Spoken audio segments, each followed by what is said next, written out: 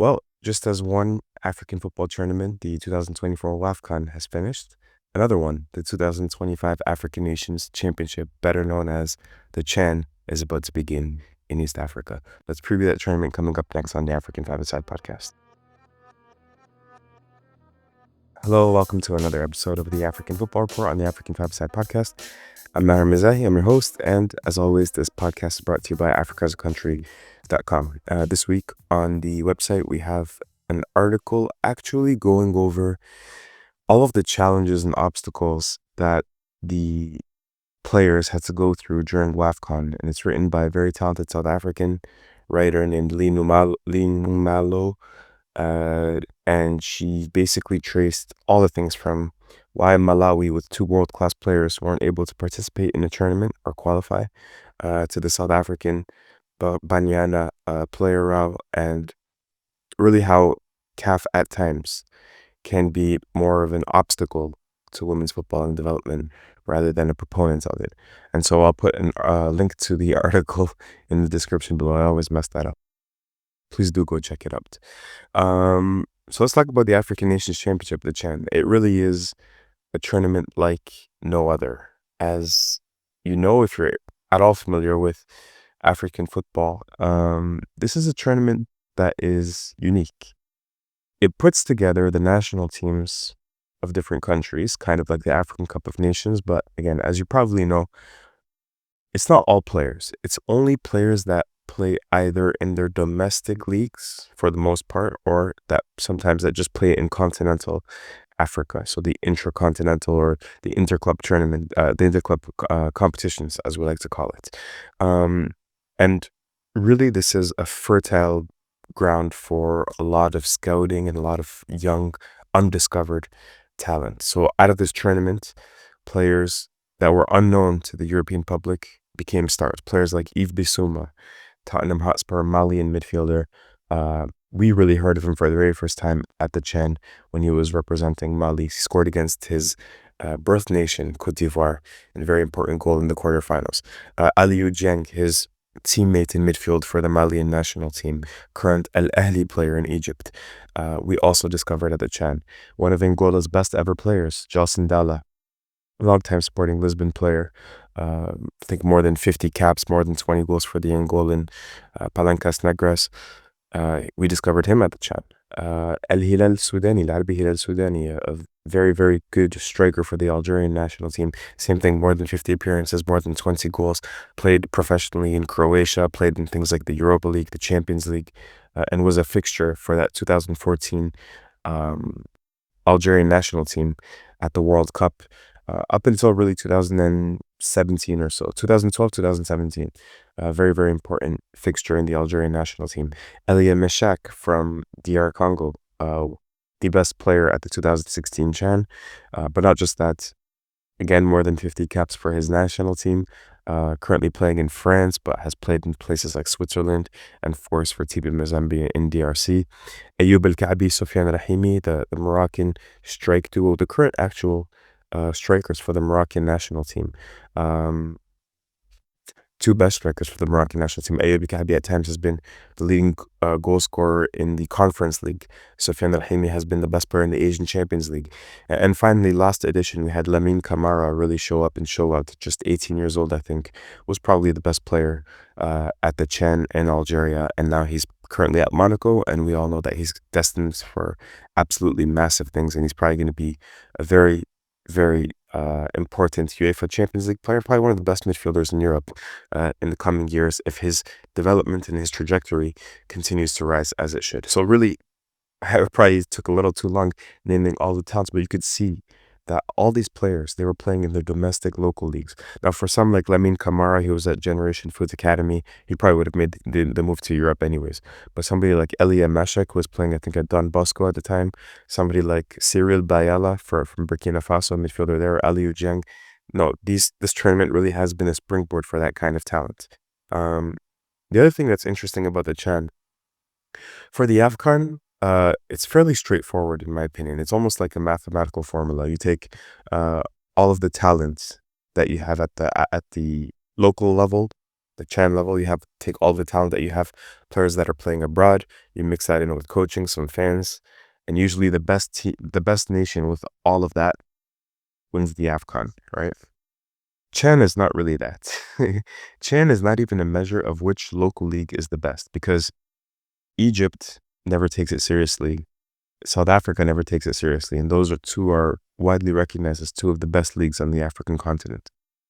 And they don't really take it seriously because the clubs have so much power in those two leagues. So whether it's Al Ahly Zamalek, whether it's Mamelodi Sundowns, Orlando Pirates, they don't want to let their players go and play in this competition for a month, even if they're representing their almost national teams.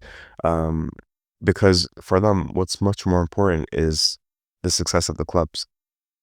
And so because they don't take it really seriously, for example, I don't think Egypt have ever really participated in the African Nations Championship in a Chan.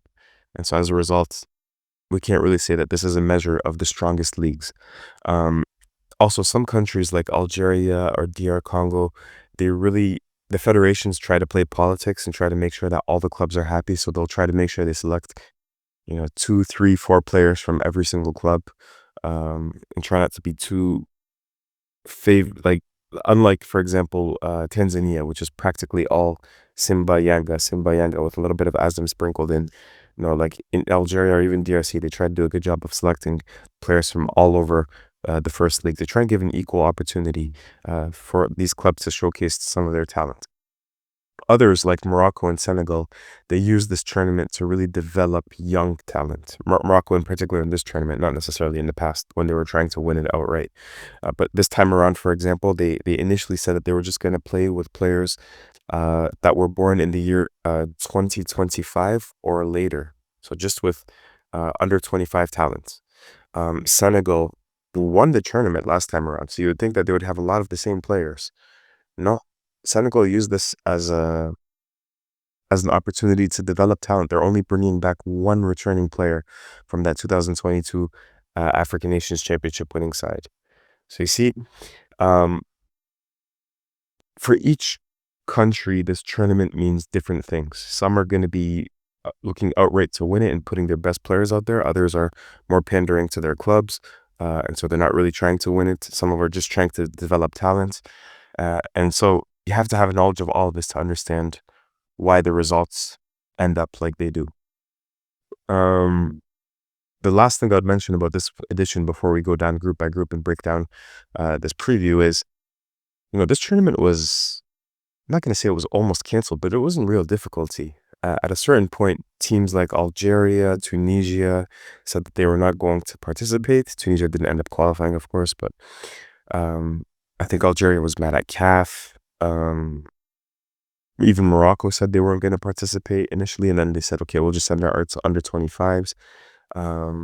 It wasn't, CAF is in a position where it's not like they're begging nations to participate, but you can feel that this is not really an organic tournament that everybody wants to participate in.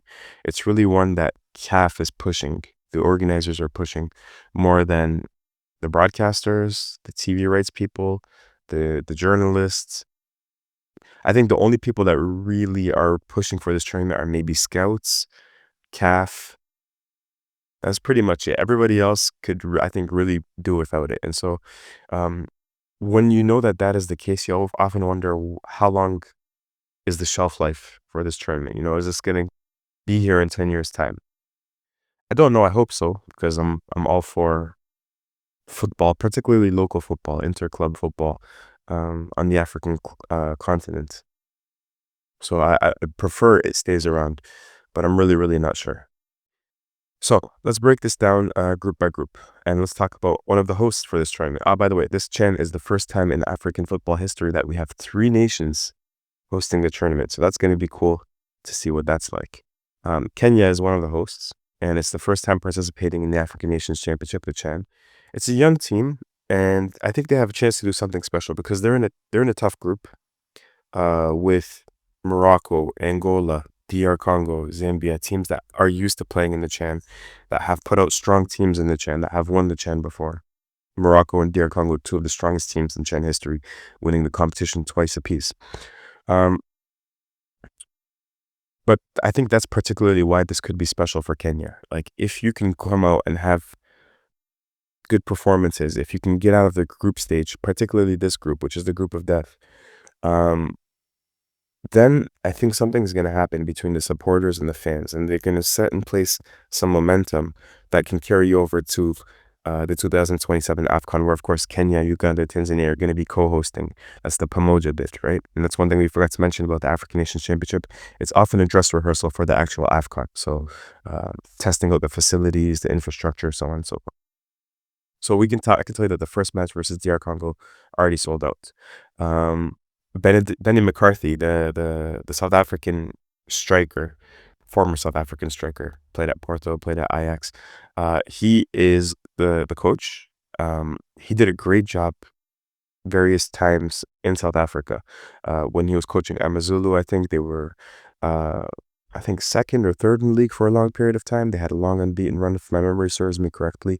And even recently, he's been, at Manchester United. He's been, under Eric Ten Hag. So he's really been learning, testing his feet here and there, but I think this is going to be his most difficult challenge. Now, from what I'm sort of told, is that I think it was McDonald Mariga that sort of was involved in the federation that sort of brought him in.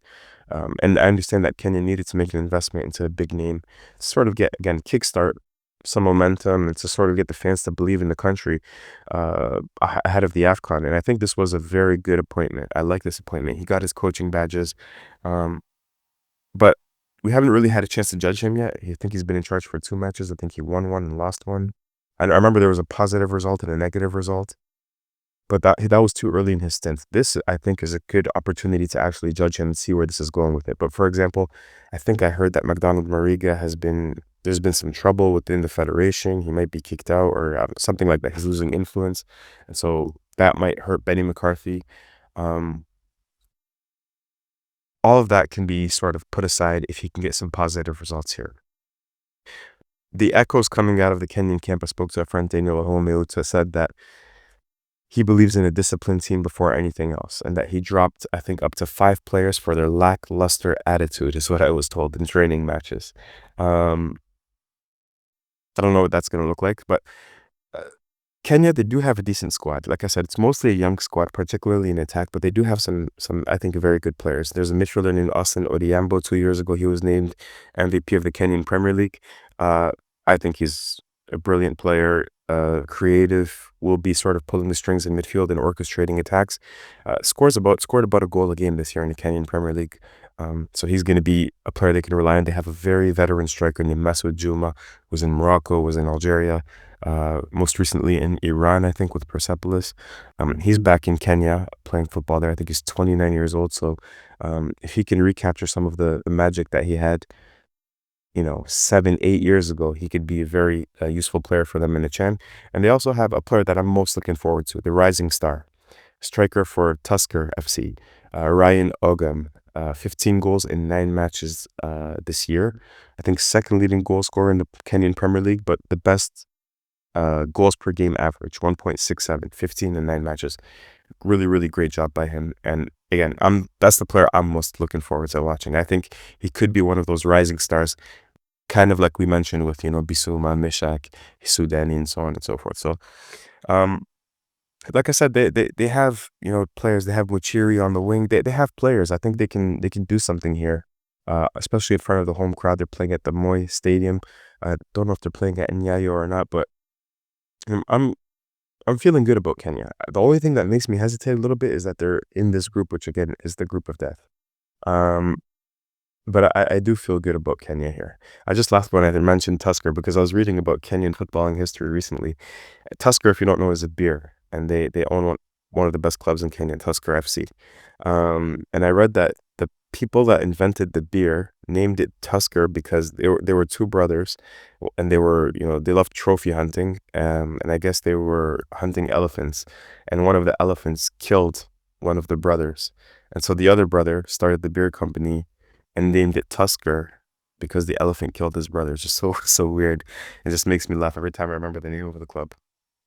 Anyways, Morocco. Morocco are also in Group A. They have Tarek Sektiwi as a coach, and Tarek Sektiwi was the coach at the Olympics when Morocco won a bronze medal.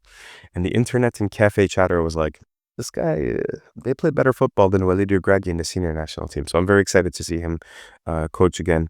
Former Porto player, I remember scoring some brilliant goals in the UEFA Champions League when he was a player, I think in like 2007, 2008. So very talented player, and I hope a very talented coach as well. Morocco were the first team to travel to Chan, and you know the logistics are taken care of, so you know they're going to be well organized. Um, and like, as I mentioned prior, they were initially just going to take players born in 2000 or younger. However, a lot of those players were transferred, and they didn't really have great results. They lost to Burkina Faso in a friendly match in Morocco. As a result, I think they made a lot of changes. They brought in more experienced players, players like Belamari, the Raja Casablanca left back, plays with the Moroccan national team as well under Regragui. Boulek Sout is another Raja player. He's the right back, so they have two very strong defenders. Um, they also brought in a bunch of players from FAR Rabat and RS Berkane, sort of rewarding them for the good seasons they had. So Assad is one of the center halves. He was also, of course, the Berkane center half.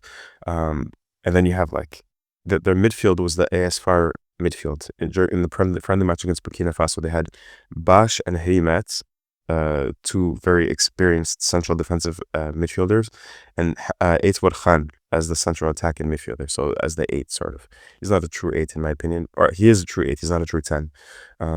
So really, they had like the ISFAR midfield, which could be good for team chemistry.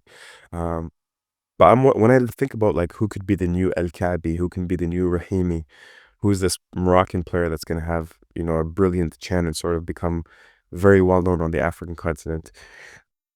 Even last Chan, there was Ayman Mahyous that sort of played that role, scoring 5 goals. The top scorer of Chan is always a name that we sort of remember. I'm thinking it's time for Osama Lemliwi because he had a great year for RS Berkane last year, really from January on. And I think he's going to carry that momentum into this year. And who knows, maybe win a spot with with the Moroccan national team at the AFCON. So I think Osama Lemliwi, he's like this late bloomer, number 9.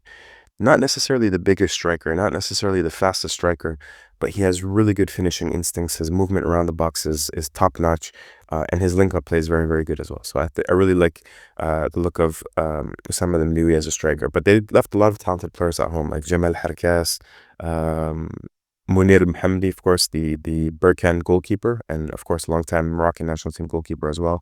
Same thing with Ben Abid, the Wydad goalkeeper. So they left a lot of talented players at home, but they bring out a very strong squad, I would say, particularly since they brought in these experienced players after some of the younger players were transferred or kicked out of the squad. Angola, by the way, have huge protests going on at home. I feel really, really guilty because I didn't look up why.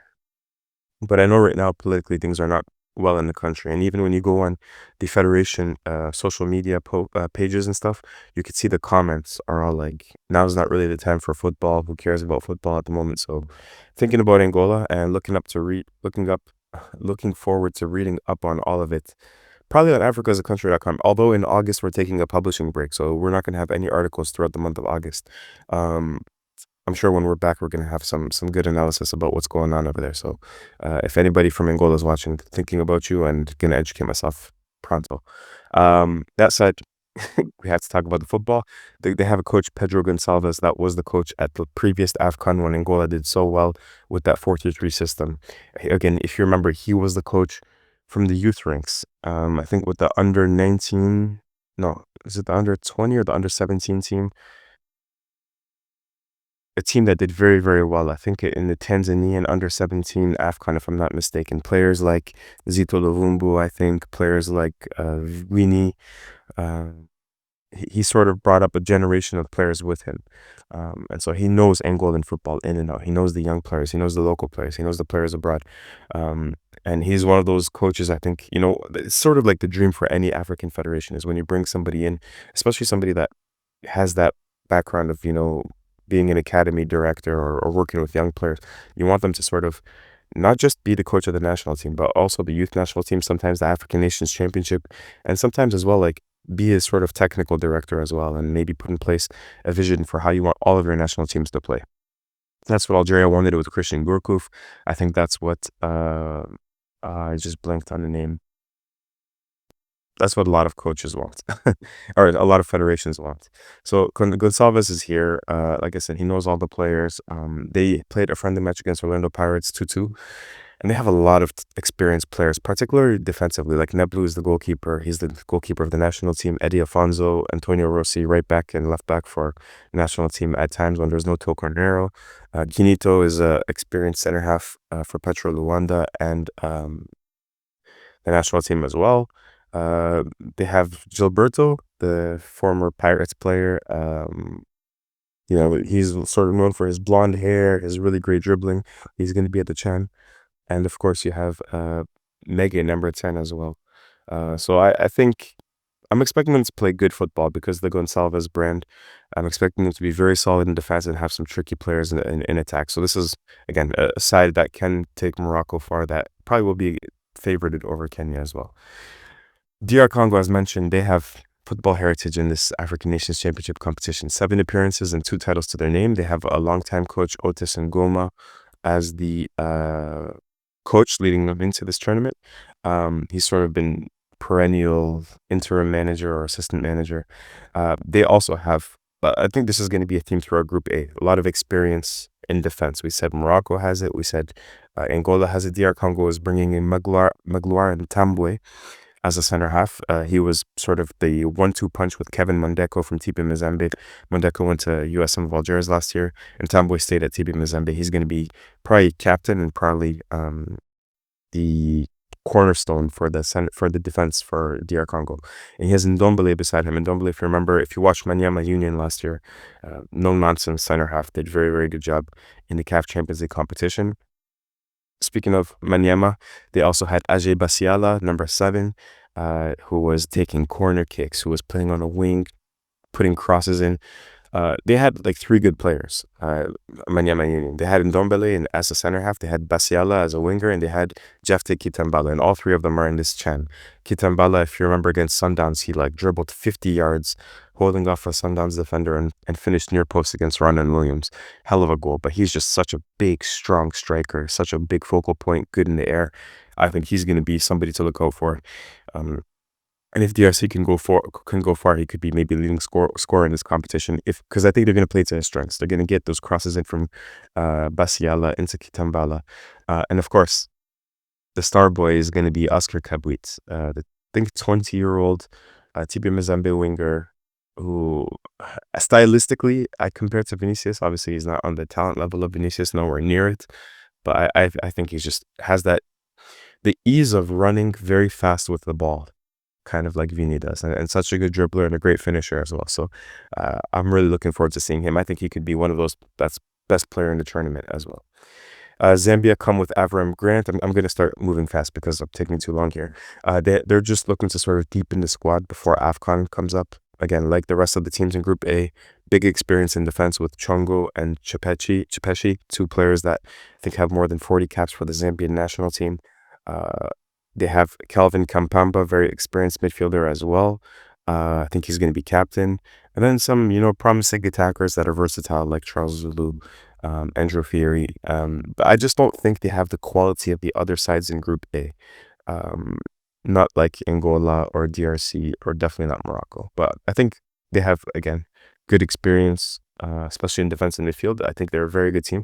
I think if they were in another group, they would probably get out of the group, but just this group A is so tough. So my sort of prediction to advance, I think Morocco is going to get through, and then I'm really thinking one of DRC or Angola. I'm leaning more towards Angola just because I trust the coaching a little bit better. So maybe Morocco and Angola get out of Group A. Group B is going to be Tanzania, one of the co-hosts, led by Hamed Morocco. And it's practically, I was talking to my Tanzanian friend, he said it's practically this national team without Samata, Msuva, and maybe we could throw in Novatus Maroshi in there as well. Asked him if there's excitement in the country, said no, not really, even though they're getting influencers to push it.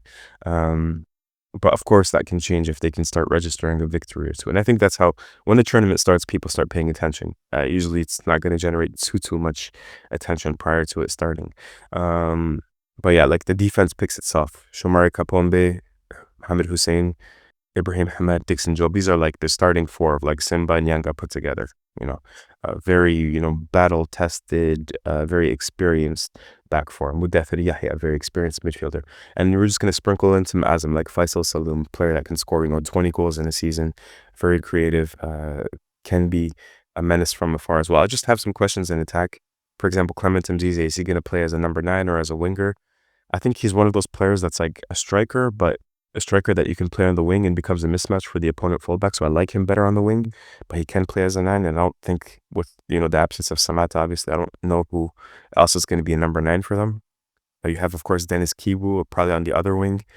So I just don't know that who's going to be I think Kibu and Mzize, and who's going to be the third attacker is my question. But Clement Mzize has the opportunity as well to be one of those rising stars, a player that the rest of the continent learns about. We know him from Yanga and from the CAF Champions League, but if he can score 5-6 goals, maybe get himself a move to Europe. But he's somebody that I think is very highly rated across the continent. So Tanzania, I think, is going to have a great tournament. Madagascar finished third in the previous 2022 Chan. They're gonna coming in with their coach of the national team, Ruro Rakotondrabe. The problem is I couldn't even find their squad. There's no articles about their squad. CAF Online doesn't have their squad out. Last time they had a midfielder named Dax that was really, really good. He was named to the CAF team, Chen team of the tournament. This time around, they have a striker named Jean Cristiano Razafi Manana, who was very instrumental in scoring goals, getting them to qualify. Apparently, he's very fast. I just don't know enough. But the fact that they came in third last time around makes me think, okay, don't discount them. But because there's so little information about them, I can't really preview them. Mauritania come in with the Spanish coach Aritz Garay, who is also the national team coach. And similarly, I don't really know too much about what's going on here. I just know that he's also the coach of Nouadhibou. Nouadhibou has obviously done a great job in CAF Confederation Cup. Not just that, obviously they have El Hilal and El Merreikh Hotam in the Mauritanian league, so they technically are not, well, they weren't really first in their league, but technically they are first in the league because those finishes don't really count because, of course, those are Sudanese clubs and not Mauritanian clubs. The player I'm most looking forward to watching is Hassan Aid, who played in Spain for Valladolid and Levante, 48 caps, 8 goals for the Mauritanian senior national team. So, but I just don't know much about any of the other players. And similar to the other two teams in the group, Burkina Faso, Central African Republic. Burkina Faso, I know, like I said, they held Morocco to a 2-2 draw in Morocco. Nasser Ouattara is one of the strikers that I'm looking forward to seeing. Tall, lanky striker, scored goals against Morocco in both matches. And Aboubakar Traore from AS Sonabel Club as well, another striker that scores timely goals. So I'm really looking forward to watching those two strikers for Burkina Faso, but they always have great talents that you never hear of. That just sort of explodes and becomes fixtures of their national team, like Cyril Bayala in a previous Chan. And then Central African Republic are maybe the biggest surprise in this Chan. They beat Cameroon to qualify. The only player that, again, you sort of hear about is Yangana, Bertillon Yangana, who sort of scored the decisive goal in the Cameroonian qualifiers, and that's why people know about him. Otherwise, I don't think anybody would know about him as well.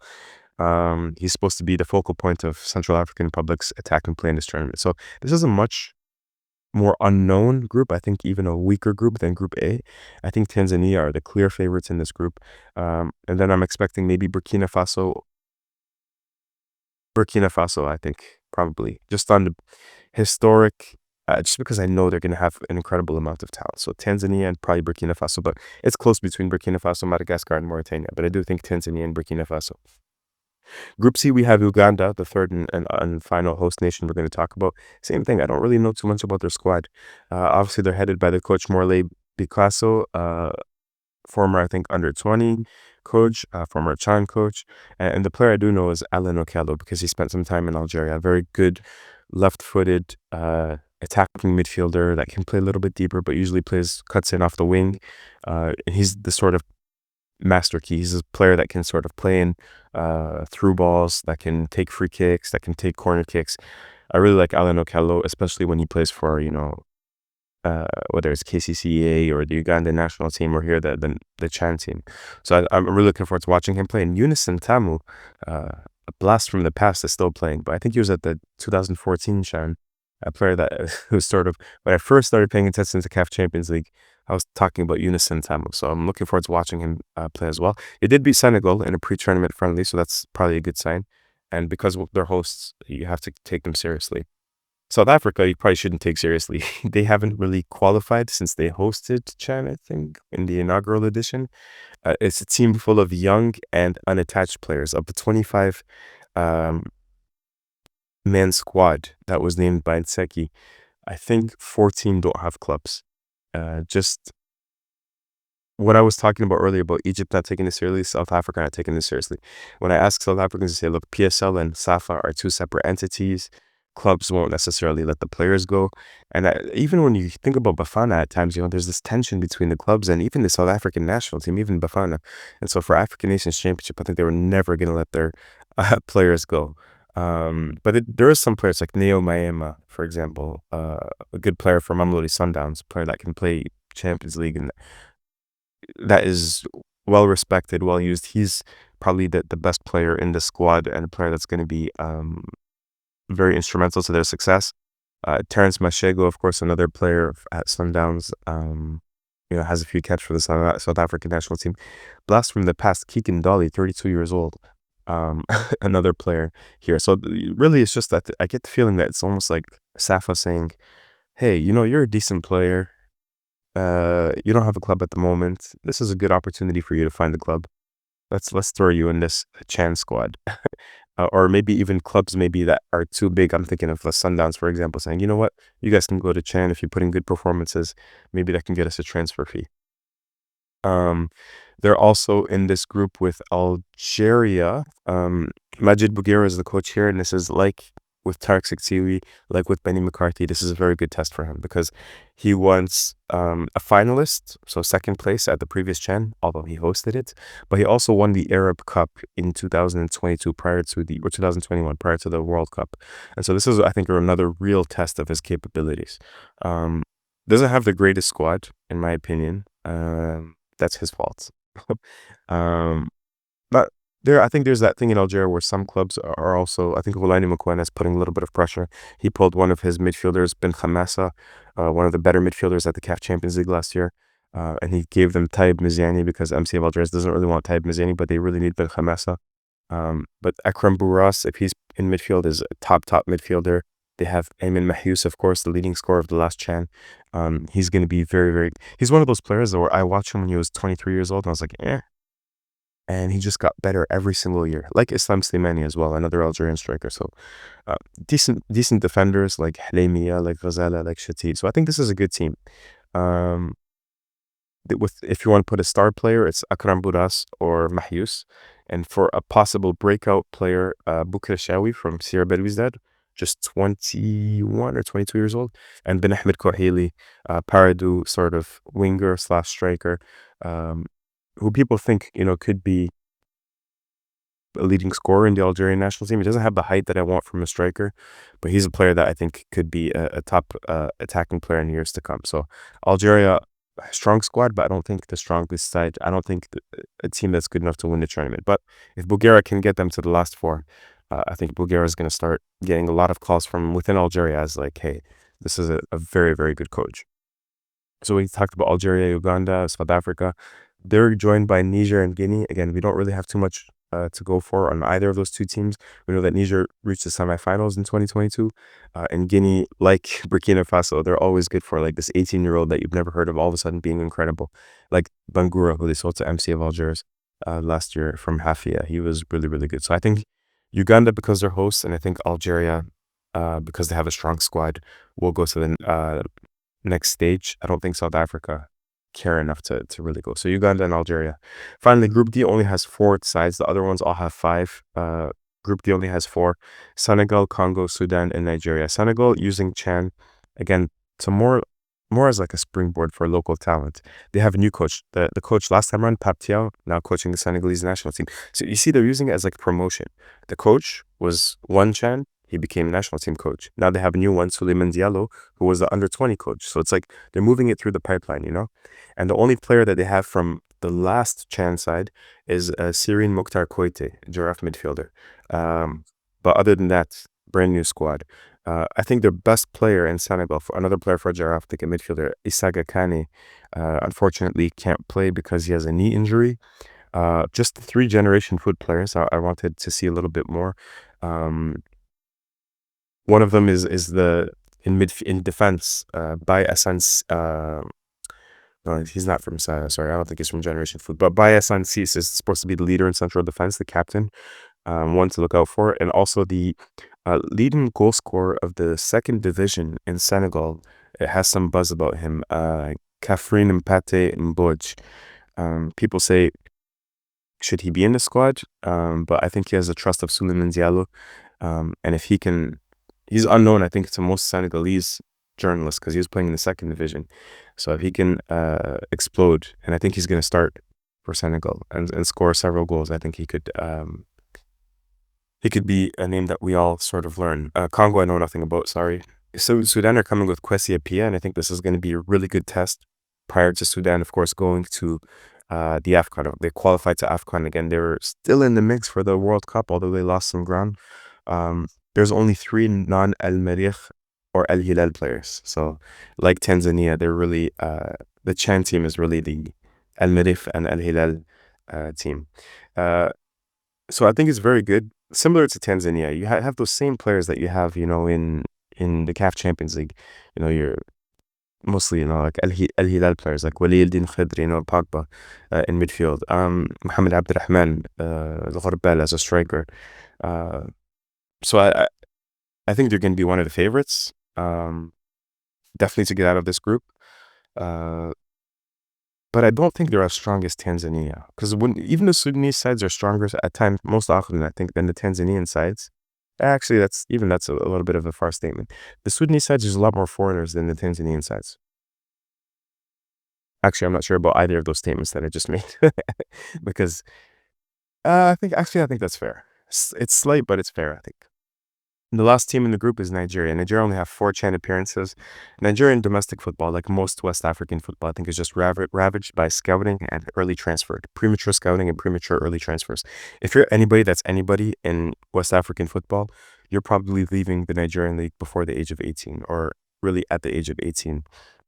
If you're around in your 21, 22, 23, you're probably not going to be playing for the Nigerian national team.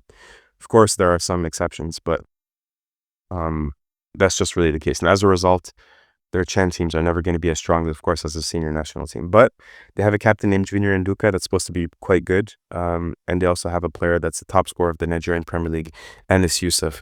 These are the players that people are sort of talking about that are profiled on the CAF Online website. I just don't think they'll have enough to hang with Sudan.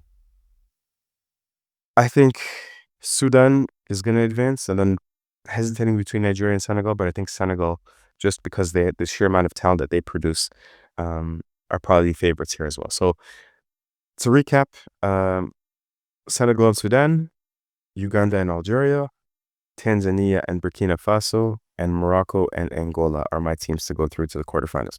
I'm probably going to do a quick recap after the group stages, and then depends on how much activity and how much feedback, because WAFCON, there was a lot of activity, a lot of feedback. There was a lot of interest from the wider footballing public. So if I could see that people are interested in the CHAN, then we'll definitely be doing more consistent, more timely recaps. But if I see that people don't really care that much, then I'm just going to keep an eye on it and probably break down the group stages, and then another video after prior to the semifinals, and another one after the final. Anyways, thanks for keeping it locked in. Sorry, this is a little bit of a longer episode, but we'll be speaking to you all very, very soon on the African 5-Star Podcast. Peace.